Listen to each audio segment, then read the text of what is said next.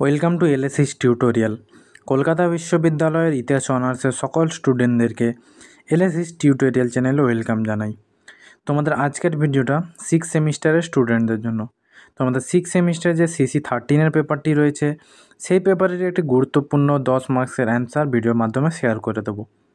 Already আমি তোমাদের CC14 এবং জাপান পেপার এবং বাংলার যে পেপারটি রয়েছে, সে পেপারের সাজেশান এবং অধিকাংশ লং কোশ্চেনের অ্যান্সারও পোস্ট করে দিয়েছি। তাই তোমরা যারা এখনও চেক আউট করোনি, অবশ্যই অ্যান্সারগুলো চেক আউট করে খাতায় নোট ডাউন করে নিতে পারো। এবং যারা নতুন এসেছো অবশ্যই সাবস্ক্রাইব করে রাখো এবং তোমরা বেশি বেশি কমেন্টস করে জানাও কোন কোন ভিডিওগুলো চাও, অর্থাৎ তোমরা কোন ভিডিওর অ্যান্সারগুলো চাও অবশ্যই আমাকে কমেন্টস করে জানাও। তাহলে আমি তোমাদের কমেন্টের রেসপন্সের ভিত্তিতে আমি অ্যান্সারগুলো শেয়ার করে দেওয়ার চেষ্টা করব। তোমরা অনেকেই কমেন্টস করে বলছিলে CC13-এর অ্যান্সারগুলো শেয়ার করে দিলে সুবিধা হয়, তাই আমি তোমাদের একটি CC13-এর গুরুত্বপূর্ণ কোশ্চেন অ্যান্সার ভিডিওর মাধ্যমে শেয়ার করে দিচ্ছি। প্রশ্নটা হচ্ছে, জাতীয় কংগ্রেসের প্রারম্ভিক পর্বের কার্যকলাপের বিবরণ দাও। ঠিক আছে, সালটা হচ্ছে 1885 থেকে 1905-এর মধ্যে। এই সময় জাতীয় কংগ্রেসের প্রারম্ভিক পর্বে কার্যকলাপের বিবরণ দাও, অ্যান্সারটি তোমাদেরকে লিখতে হবে। ঠিক আছে, এবার আমি অ্যান্সারটি বলছি, তোমরা খাতায় দেখে দেখে নোট ডাউন করে নাও। ঊনবিংশ শতাব্দীর শেষার্ধে যখন ব্রিটিশ শাসন এক শক্ত গ্রানাইট পাথরের মতো শক্তিশালী হয়ে উঠেছিল, তখন তারা বারবার ভারতবাসীর আত্মমর্যাদায় আঘাত আনে এবং ভারতবাসীর স্বার্থকে ক্রমাগত ক্ষুণ্ণ করে চলেছিল। এমত অবস্থায় ভারতবর্ষের কিছু উচ্চ রাজনৈতিক জ্ঞানসম্পন্ন নেতা ভারতের জাতীয় আন্দোলনকে সুপরিস্ফুট করে তোলার জন্য এক সর্বভারতীয় দল গঠন করার পরিকল্পনা করেন। এই অভিপ্রায় থেকে 1885 খ্রিস্টাব্দে একটি সর্বভারতীয় রাজনৈতিক দল গঠন করা হয়, যা ইতিহাসে জাতীয় কংগ্রেস নামে সুপরিচিত লাভ করে। 1885 থেকে 1905 খ্রিস্টাব্দ পর্যন্ত প্রায় 20 বছর এই দীর্ঘ সময় কংগ্রেসি কার্যক্রমের প্রাথমিক যুগ হিসাবে চিহ্নিত করা হয়, কারণ এই সময়ের মধ্যে ভারতের জাতীয় আন্দোলন এক নতুন পথে অগ্রসর হয়। প্রথম প্যারাটি বলে দিলাম, পরবর্তী প্যারা দেখো কী রয়েছে। 1885 থেকে 1905 খ্রিস্টাব্দ পর্যন্ত এই সময় জাতীয় কংগ্রেস উদারনৈতিক নরমপন্থী নেতৃত্বের নিয়ন্ত্রণাধীন ছিল। এদের মধ্যে উল্লেখযোগ্য হলেন দাদাভাই নৌরোজি, সুরেন্দ্রনাথ বন্দ্যোপাধ্যায়, গোপালকৃষ্ণ গোখলে প্রমুখ নেতা। তারা সাংবিধানিক সংস্কার, অর্থনৈতিক সংস্কার, প্রশাসনিক সংস্কার এবং জনসাধারণের গণতান্ত্রিক অধিকার, জীবনযাত্রা মানোন্নয়ন প্রভৃতি বিভিন্ন বিষয়ে নানা দাবি উত্থাপিত করেন। পরবর্তী প্যারায় যাওয়ার আগে বলে রাখি, তোমরা যদি বিভিন্ন পেপারের নোটস পারচেস করতে, অর্থাৎ CC14, DSC-A3 এবং DSC-B3 পেপার কেউ যদি নোটস পারচেস হোয়াটসঅ্যাপে মেসেজ করতে পারো। আমি স্ক্রিনে আমার হোয়াটসঅ্যাপ নাম্বারটি দিয়ে রাখলাম, তাই তোমরা যদি আমাকে হোয়াটসঅ্যাপে মেসেজ করো আমি তাহলে তোমাদের PDF-গুলো শেয়ার করে দেবো। এর পরবর্তী প্যারা দেখো কী রয়েছে। 1885 থেকে 1905 খ্রিস্টাব্দ পর্যন্ত সময়ে কংগ্রেস নেতারা ভারতের শাসন ব্যবস্থা পরিচালনায় বেশি মাত্রায় অংশগ্রহণ করতে উৎসাহী ছিলেন। তাদের বিভিন্ন দাবির মধ্যে ছিল ভারতের শাসন কাঠামোয় দেশীয় প্রতিনিধিদের আরও ক্ষমতা দান, বড়লাটের আইন পরিষদ ও প্রাদেশিক আইন পরিষদগুলোর সম্প্রসারণ, নির্বাচনের মাধ্যমে আইনসভায় ভারতীয় প্রতিনিধিদের নিয়োগ প্রভৃতি।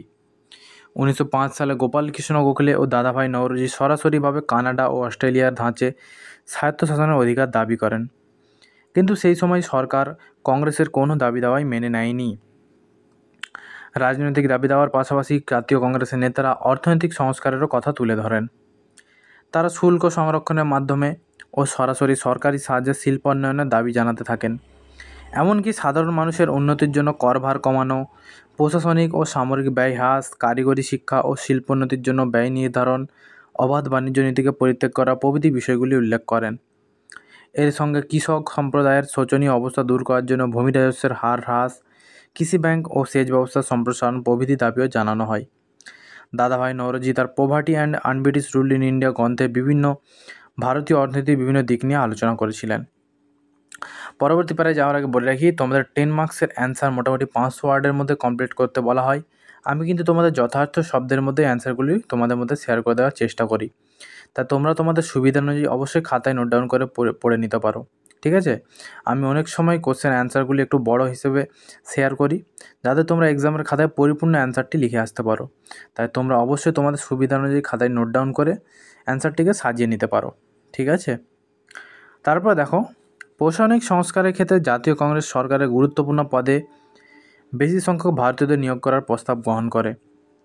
তাদের প্রশাসনিক দাবির মধ্যে উল্লেখযোগ্য ছিল ইংল্যান্ডের অনুকরণে ভারতেও ICS পরীক্ষা গ্রহণ, সাধারণ প্রশাসন থেকে বিচার বিভাগের পৃথকীকরণ, অস্ত্র আইন বাতিল, পুলিশ প্রশাসনের সংস্কার, জুরি প্রথার প্রসার প্রভৃতি।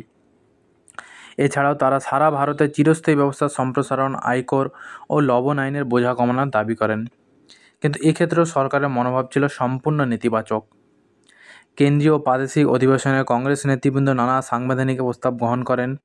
এরা শাসন ব্যবস্থায় ভারতীয়দের অধিকারের দাবি, আইন পরিষদে নির্বাচিত ভারতীয় সংসদ সদস্য সংখ্যা বৃদ্ধির দাবি জানান। আইন প্রণয়নের ক্ষেত্রে ব্রিটিশদের একচেটিয়া প্রাধান্যের দাবিগুলির বিরুদ্ধে কংগ্রেস আন্দোলন শুরু করলে সরকার বাধ্য হয়ে ইন্ডিয়ান কাউন্সিল অ্যাক্ট 1892 পাস করেন। এর ফলে কেন্দ্রীয় ও প্রাদেশিক আইনসভায় বেসরকারি সদস্য নিয়োগের কথা ঘোষিত হয়। এছাড়াও কংগ্রেসের নেতৃবৃন্দ ভারতবাসীর গণতান্ত্রিক ও নাগরিক অধিকারের সুরক্ষা, সংবাদপত্র ও বাক স্বাধীনতার অধিকারের সুরক্ষা প্রভৃতি দাবি করেছিল।